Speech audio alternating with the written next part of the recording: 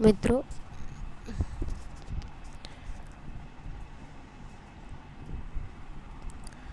संस्कृत निबंध पथ प्रदर्शक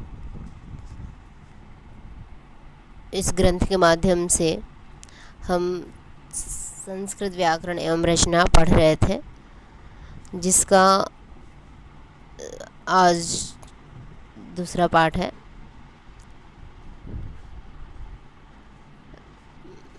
वस्तुतः पुस्तक के दृष्टि से द्वितीय पाठ नहीं है, किंतु अध्यापन के दृष्टि से आज का द्वितीय पाठ है। तो प्रथम पाठ में जितना पढ़ाया था उसके आगे आज शुरू करते हैं। तो आज के पाठ में है, यहाँ से शुरू होता है विशेषण का समन्वय। द्वितीय पाठ में दिया जाएगा। ये अब विशेषण के बारे में बता रहे हैं, क्योंकि इससे पहले संज्ञा और विशेषण का द्वितीय बिंदु पे चर्चा चल रही थी। तो इसमें कह रहे हैं कि विशेषण का समन्वय द्वितीय पाठ में दिया जाएगा। तो इस किताब के माध्यम से जो दूसरा पाठ होगा उसमें हम विशेषण के बारे में विस्तार से पढ़ेंगे। अभी जो प्रत्यक्ष है उसको हम पढ़ेंगे।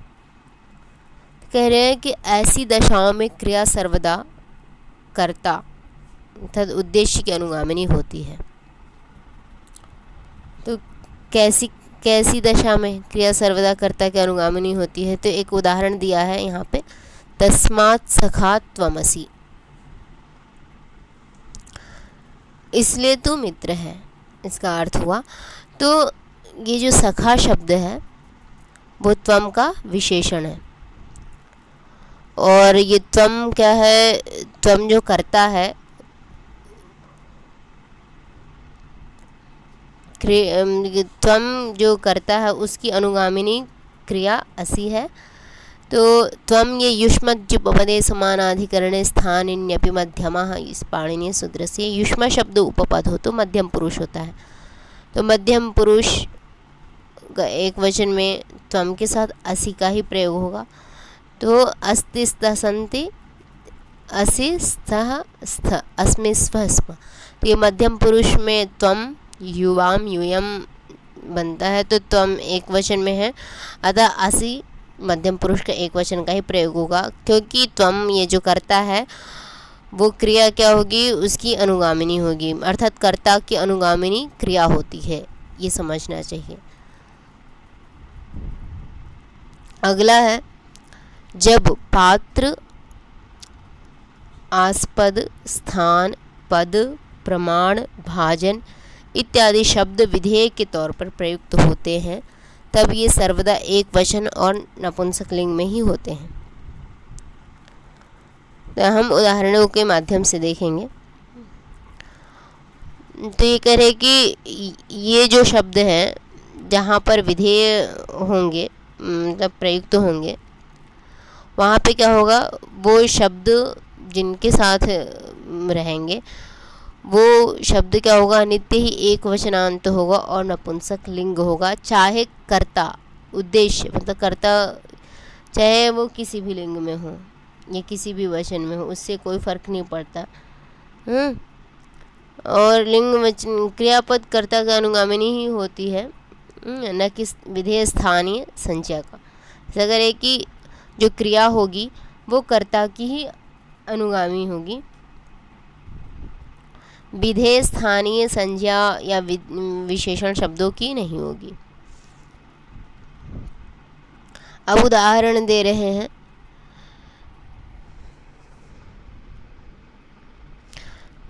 जैसे है गुणा पूजा स्थानम गुणेषु। तो गुणी पुरुषों में गुण ही पूजा का हेतु होता है।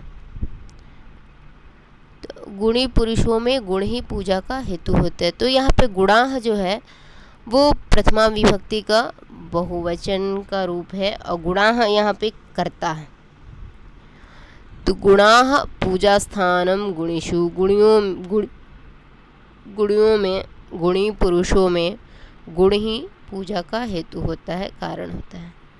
तो गुणाः जो है ये पुल्लिंग है, प्रथमा विभक्ति का बहुवचनांत रूप है, किंतु यहाँ पे पूजा स्थानम जो संज्ञा शब्द है वो स्थान के साथ संबद्ध है पूजा स्थानम, तो स्थान शब्द यहाँ पे प्रयुक्त है, तो ये क्या हुआ, संज्ञा विशेष शब्द हुआ, संज्ञा विशेष शब्द है ये।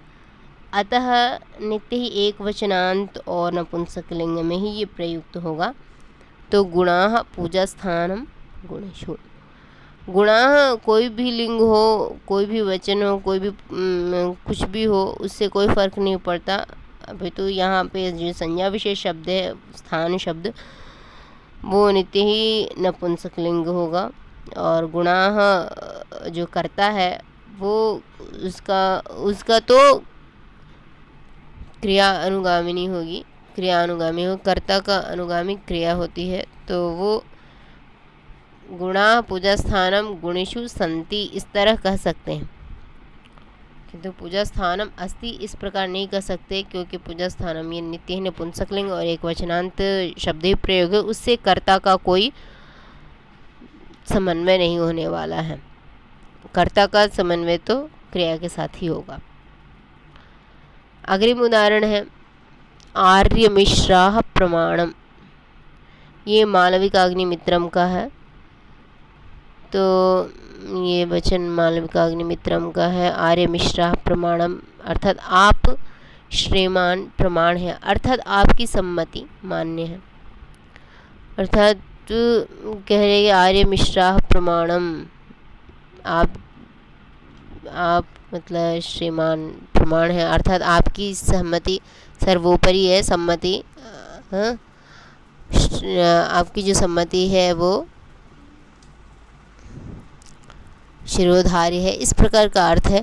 तो आर्य मिश्राः यहाँ पे क्या है, करता है, करता है, ये भी प्रथमा विभक्ति का बहुवचनांत रूप है और करता है, और ये प्रमाण शब्द है, ऊपर में जो प्रमाण शब्द परिगणित किया है, क्योंकि ये भी क्या है, संज्ञा विशेष शब्द है, आर्य मिश्राः प्रमाणम।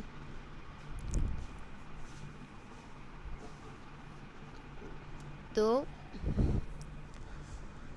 ये प्रमाण शब्द क्या है, प्रयुक्त होने से ये नित्य ही नपुंसकलिंग और एक वचनांत ही प्रयुक्त होगा। अपितु कर्ता से इसका कोई तात्पर्य नहीं है, कर्ता का इससे कोई समन्वय नहीं है, अतः यहाँ पे आर्य मिश्राः प्रमाणम ऐसा ही सिद्ध होगा, वो कर्ता का विशेषण नहीं बनेगा। अग्रिम उदाहरण है संपदः पदमापदाम, अर्थात धन विपत्तियों का घर है। संपदः आपदाम पदम, हितोपदेश का ये वचन है। तो कह रहे कि धन विपत्तियों का घर है, तो यहाँ पे जो पद शब्द है वो ऊपर में जो परिगणित शब्द है ये संज्ञा विशेष शब्द है, तो संज्ञा विधेय शब्द है, तो ये नित्य ही नपुंसकलिंग और एक वचनांत ही होगा। वो ये क्या बोलते हैं, यहाँ संपदा से कोई लेना देना नहीं है, संपदा यहाँ पे करता है, तो इस कर्ता का अनुगामी क्रिया ही होगी, पदम नहीं होगा, अपितु नित्य ही नपुंसकलिंग और एक वचनांत ही होगा। तो कह रहे कि धन विपत्तियों का घर है, इस प्रकार। अग्रिम उदाहरण त्वमसि महसा भाजनम, ये भी मालती माधवम का वचन है। त्वम असि महसा भाजनम, आप तेज के आधार हैं। तो यहाँ पे भाजनम शब्द है, त्वम करता है, तो यहाँ पे कर्ता से कोई लेना देना नहीं है, अभी तो भाजन शब्द दे रखा है, तो ये संज्ञा विशेष शब्द है, तो नित्य नपुंसकलिंग और एक वचनांत ही प्रयुक्त होगा। अग्रिम उदाहरण है विविधम अहम अभूव पात्रम आलोकितानाम, ये भी मालती माधवम का ही है। तो कह रहे कि मैं अनेक प्रकार से उस स्त्री के दृष्टि का विषय हुआ। तो विविधम अहम अभूव पात्रम आलोकितानाम, तो यहाँ पे अहम अभूव या पात्रम इसका विशेषण बनता है, या कुछ पात्रम यदि क्रिया का अनुगामी होता तो यहाँ पे अहम पात्रम अभूत इस प्रकार का शब्द बनने लग जाएगा। अतः यहाँ पे कर्ता से कोई तात्पर्य अभी तो पात्र शब्द प्रयुक्त हुआ है, संज्ञा विशेष शब्द है, वो नित्य नपुंसक लिंग और एक वचनांत ही प्रयुक्त होगा। तो विविधम अहम अभूव पात्रम आलोकितानाम में अनेक प्रकार से उस स्त्री की दृष्टि का विषय हुआ। तो इन संज्ञा शब्द विशेष शब्दों पर ध्यान देना पड़ेगा कि ये जितने परिगणित शब्द हैं उनका यदि प्रयोग हुआ होगा तो वह नित्य ही नपुंसक लिंग होंगे और एक वचनांत ही प्रयुक्त होंगे, अपितु उसका क्रिया में कर्ता का उससे कोई ताल्लुक नहीं है। कर्ता का तो क्रिया के साथ ही अन्वय होना है, इन संज्ञा विशेष शब्दों का नहीं। यहाँ पर कह रहे गुणा पूजा स्थानम अस्ति, यदि पूजा स्थानम यदि इसको यदि हम इस संज्ञा विशेष शब्द को हम क्रिया में अन्वय करेंगे तो अस्ति ऐसा प्रयोग होने लग जाएगा। इसीलिए वहाँ पे प्रतिषेध कहा कि गुणा जो करता है उसका ही क्रिया में अन्वय होगा, क्रिया कर्ता की ही अनुगामिनी होगी। ये जो संज्ञा विशेष स्थान आदि जो परिगणित शब्द हैं उनका क्रिया में अन्वय नहीं होगा, नहीं तो इस प्रकार का अशुद्ध प्रयोग होने लग जाता। गुणा पूजा स्थानमस्ति और अहम पात्रम अभूत इस प्रकार का अशुद्ध प्रयोग न होए इसलिए पूर्व में परिगणित कर दिया।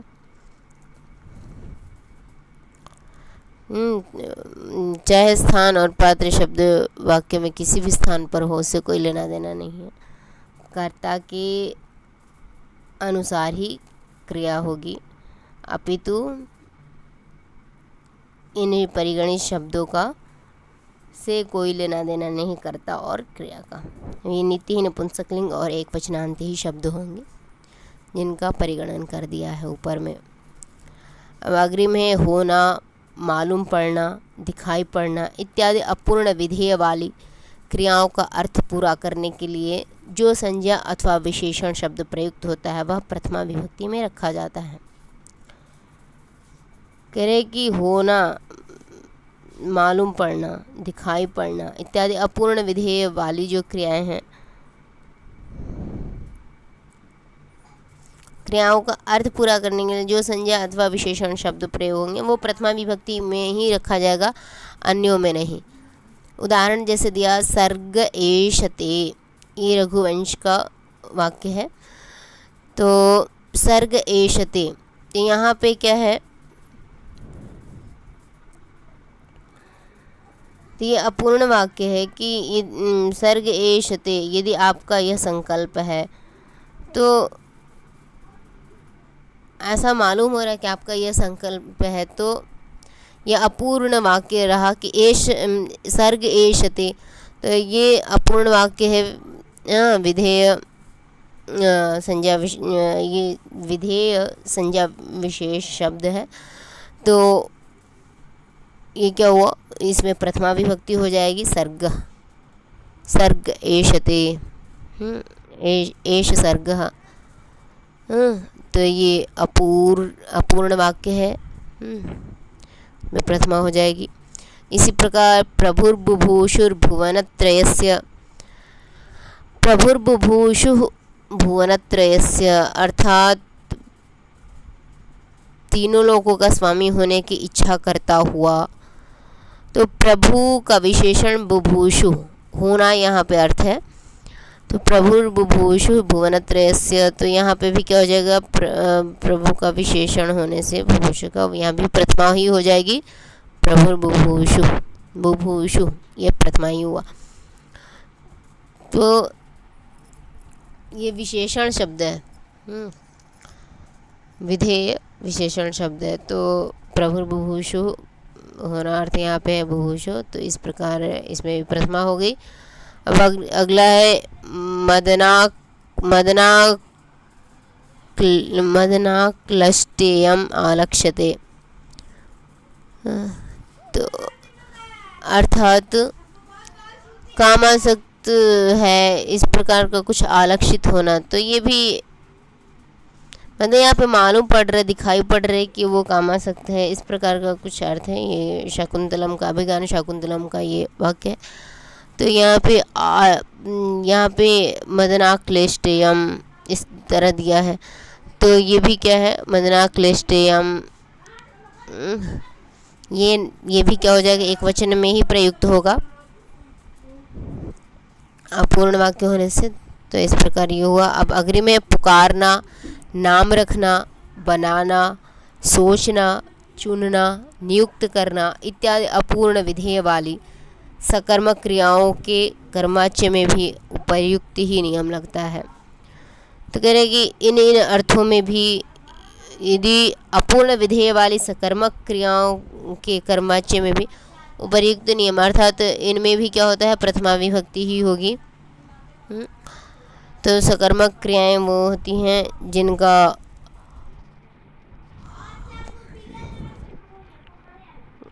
फल समानाधिक क्या फल व्यधिकरण व्यापारवाचकत्व सकर्मकत्व ऐसा दिया है।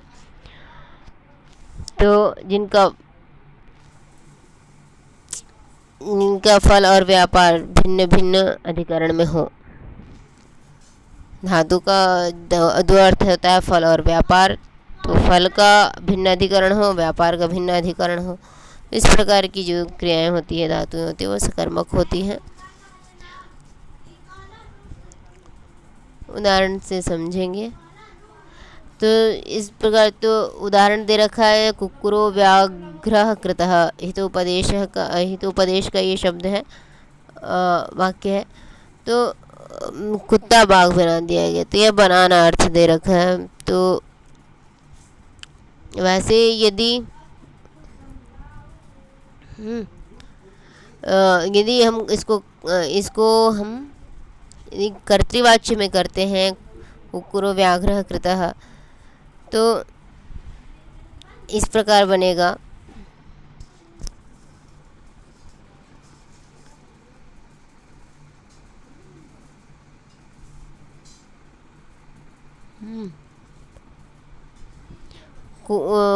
कुक्कुरम व्याघ्रम अकरोत्, कुत्ते को बाघ बना दिया, इस प्रकार अर्थ होगा।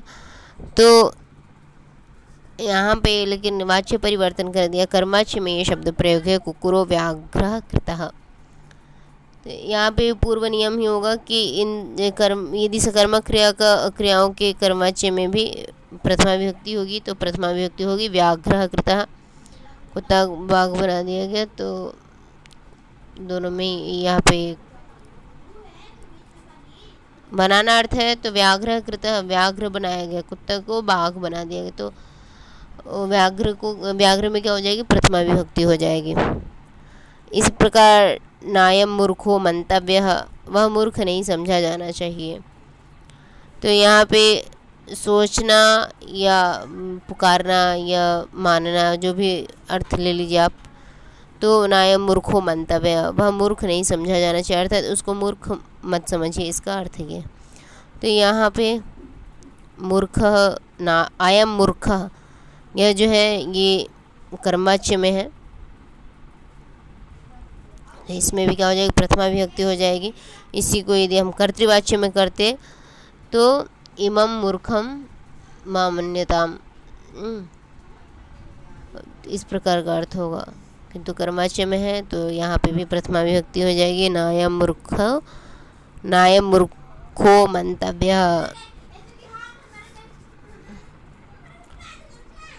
धन्यवाद। आज के पाठ में बस इतना ही हम पढ़ेंगे, अग्रिम पाठ हम